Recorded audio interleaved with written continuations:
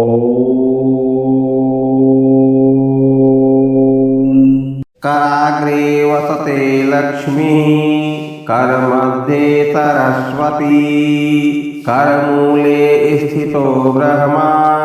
प्रभाते करदर्शनम् समुद्रवसने देवी पर्वतस्तन्मण्डिते विष्णुपत्नी नमस्तभ्यम्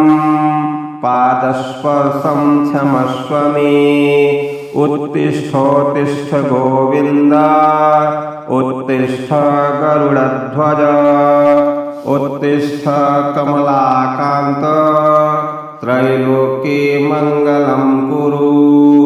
अश्वत्थामा बलिर्व्यातो हनुमांश्च विभीषणः कृपः परशुरामश्च सप्तैते चिरजीविनः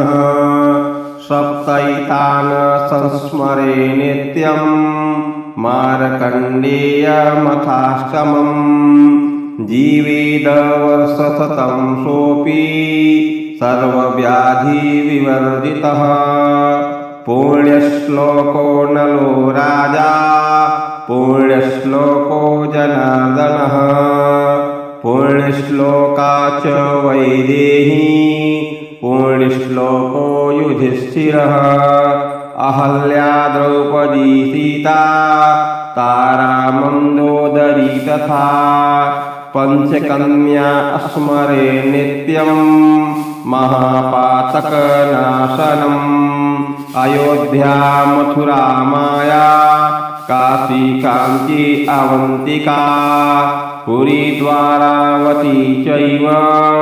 सप्तैता मोक्षदायिका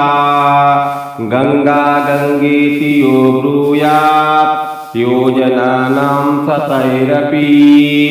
मुच्यते सर्वपापेभ्यो विष्णुलोकं स गच्छति गंगे च यमुने चैव गोदावरी सरस्वती नर्मदे सिन्धु कावेरी जलेऽस्मिन् सन्निधिं कुरु अखण्डमण्डलाकारं व्याप्तं येन चराचरं तत्पदं दर्शितं येन तस्मै श्रीगुरवे नमः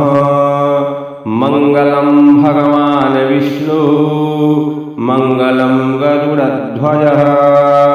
मङ्गलं पुण्डरीकाक्षः मङ्गलाय तनो हरिः मङ्गलं पुण्डरीकाक्षः मङ्गलाय तनो